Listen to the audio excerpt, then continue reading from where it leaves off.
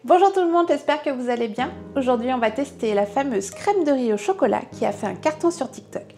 Sauf que nous, on va y rajouter un peu de protéines pour la rendre un peu plus rassasiante. Tu viens? C'est parti!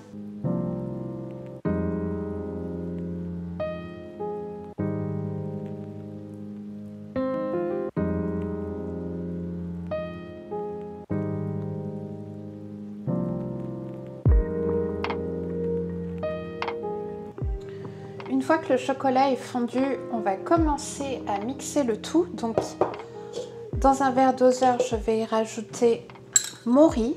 Tu as toutes les quantités en barre d'infos. Ensuite, je vais mettre le chocolat. Ensuite, de l'eau chaude. Et là, je rajoute ma petite touche perso. Je vais rajouter 40 g de cette protéine en poudre que j'adore.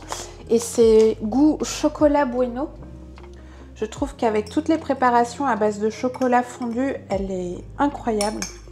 Et parce que mon chocolat est assez amer, je vais juste rajouter une cuillère à soupe de sirop d'agave. Et une fois qu'on a tout dans notre verre doseur, on va prendre un mixeur plongeant et on va faire un mix-mix.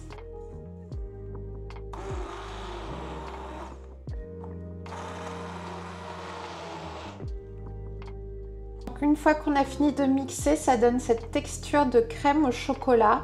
Si tu arrives encore à avoir un tout petit peu de riz et que c'est pas à 100% bien mixé, c'est pas grave. Vraiment, ne t'inquiète pas, c'est pas grave. Tu peux directement transvaser après dans tes petits contenants. Moi, je vais le mettre dans des petits ramequins et on va laisser ça au frais et ensuite on passera à la dégustation.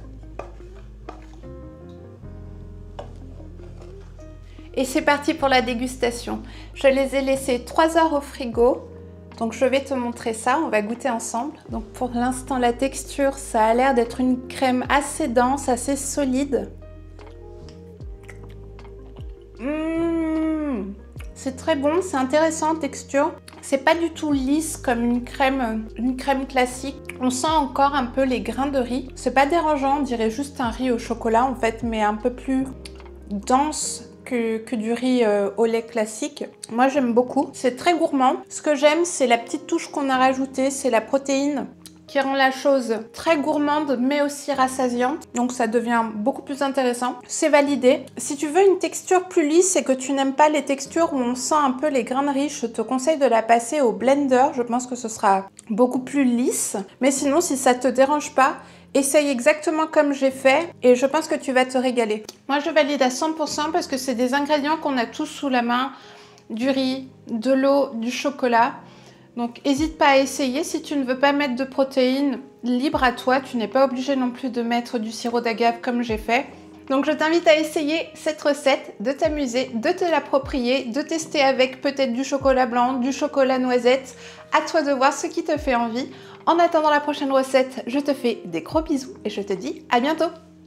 Bye bye!